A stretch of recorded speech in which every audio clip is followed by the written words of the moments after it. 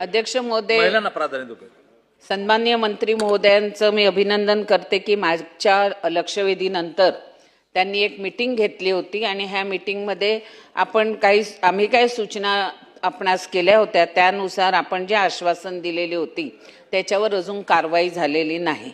अध्यक्ष महोदय, खाजगी रुग्णालयाकडून अवाजवी बिल आकारल्याची तक्रारी ह्या मागील 3 वर्षात किती प्राप्त झाल्या आहेत आणि त्याचप्रमाणे मुंबई महानगरपालिका असेल किंवा ग्रामीण भागातील रुग्णांमधून ज्या केसेस लास्ट मोमेंटला म्हणतात की आता ह्यांना प्रीमॅच्युअर डिलिव्हरी होणार आहे बेबीची, त्यावेळेला लास्ट मोमेंटला तुम्ही नायर किंवा केम किंवा जे ह्या हॉस्पिटल वाडिया ह्या हॉस्पिटलमध्ये ऑलवेज तिकडे कुठेही प्रीमॅच्युअर बेबीसाठी NSCI अवेलेबल नसतात. आणि त्यावेळेला आम्ही तुम्हाला विनंती केली होती की वाडिया हॉस्पिटलची चौकशी करा की का कायम त्यांच्याकडे एक पण NSCI अवेलेबल नसते. आणि त्याचप्रमाणे ह्या प्रीमॅच्युअर बेबीसाठी ज्या वेळेला मुंबई महानगरपालिका प्रेफर करते ह्याच्यामध्ये सुद्धा एक रॅकेट आहे. अध्यक्ष महोदय, डायरेक्ट सूर्या हॉस्पिटलमध्येच का सगळ्या पेशंटला पाठवतात आणि 35 ते 40 लाख बिल होतं. एक गरीब माणूस आपली रूम विकतं, दागिने विकतात आणि अशा प्रीमॅच्युअर बेबीला शेवटी वाचवू शकत नाहीत. हे दुर्भाग्य आहे.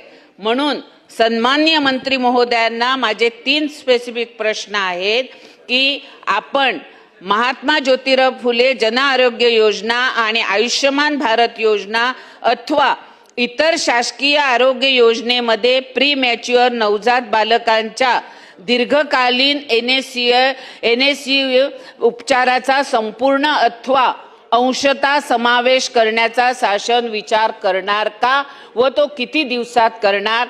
दुसरा माझा प्रश्न आहे, आर्थिकदृष्ट्या दुर्बल कुटुंबावरील उपचार खर्चाचा बोजा कमी करण्यासाठी विशेष आर्थिक सहाय्य निधी किंवा अनुदान योजना सुरू करण्याबाबत शासन कोणती कारवाई करणार. आणि तिसरा प्रश्न आहे की NICU उपचारासाठी निश्चित कमाल दर रेट कॅप लागू करण्याबाबत शासनाने कोणती पावले उचलली आहेत किंवा उचलणार आहेत, हे मी सन्माननीय मंत्री महोदयांना प्रश्न विचारत आहे. आणि खास करून आमचं भागामध्ये असलेले मुंबई महापालिकेची जी रुग्णालय आहे ह्याच्या व्यतिरिक्त उपनगरामध्ये शासनाचं फक्त आपण ह्याच्यासाठी उपनगरामध्ये एक child super speciality centre mother and child super speciality centre उभारण्यासाठी शासन प्रयत्न करणार का.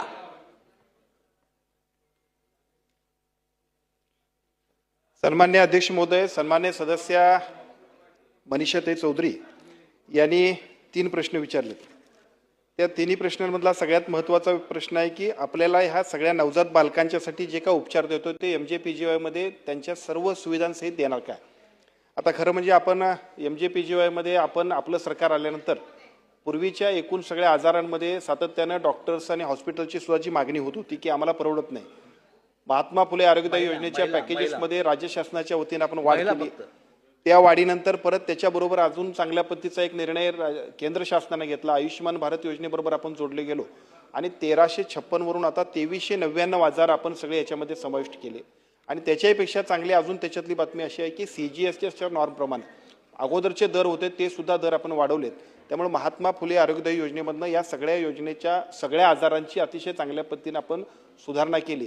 पेशंटला एकही रुपये न देता ते हॉस्पिटलनं सोडावं यासाठी सातत्यानं आपण प्रयत्न करतोय. फक्त माझी सर्व सदस्यांना विनंती अशी आहे की बऱ्याच वेळा असं होतंय की आपण सगळेजण लोकप्रतिनिधी म्हणून काम करतोय आणि ज्यावेळेला पेशंट तिथं ॲडमिट झालेला असतोय, खूप बिल झालेलं असते, त्यावेळेस लोक आपल्याकडे येत आहेत. मग आपल्याकडे ते अपेक्षा करत असतात की मुख्यमंत्री सहाय्यतातनं प्रयत्न करावेत, त्यांच्याकडून निधी द्यावा किंवा तुम्ही ते हॉस्पिटलवाल्यावरती प्रेशर टाकावा आणि पैसे द्यावेत. पण त्याच्याही पेक्षा त्या हॉस्पिटलमध्ये जाण्यापूर्वी सुद्धा तिथल्या त्या पेशंटला आपल्या सगळ्यांच्या माध्यमातून पहिला आमची स्कीम कुठं असेल तिथं तुम्ही जा अशी विनंती केली तर बरं होईल.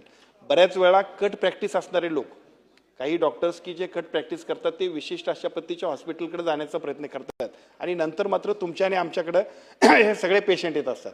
त्यामुळे आपल्या सगळ्यांच्या माध्यमातून या स्कीमचा उपयोग चांगल्या पद्धतीनं करून घेतला तर निश्चितपणे आपण सगळेजण उपयोग करू शकतोय की ज्याच्या माध्यमातून आर्थिक दुर्बल लोकांसाठी आपण काय करणार आहोत असा दुसरा प्रश्न सन्माननीय आमच्या मनीषाताईंनी विचारला आहे. तर त्याचंही उत्तर तेच आहे की आपल्या सगळ्यांना सुद्धा थोडंसं काम करावं लागेल. कारण तिथला एखादा छोटा मोठा डॉक्टर असतोय तो कोल्हापूर म्हणजे आपल्या शहरामध्ये आपल्याला सांगतो इथल्या हॉस्पिटलमध्ये जा, पण तिथं स्कीम आहे काय हे सुद्धा आपण जर बघितलं आणि तिथं रेफर करायला सांगितलं तर उपयोग होईल. मी आपल्याला सांगतो, मी मंत्री झाल्यापासून एका बाजूला हॉस्पिटलची पॅकेजेस वाढवण्यामध्ये भर दिला आहे. हॉस्पिटलनी परवडायला नको अशी तक्रार करू नये याची व्यवस्था केली. पण जेवढ्या हॉस्पिटलनी एक्स्ट्रा पैसे घेतले असतील तेवढ्यांना सगळ्यात जास्त जर कोणी ब्लॅकलिस्टेड केलं असेल तर ते सुद्धा मीच केलं. त्यामुळे मला असं वाटतं की या सगळ्या गोष्टींचा आपण उपयोग करून घेऊया.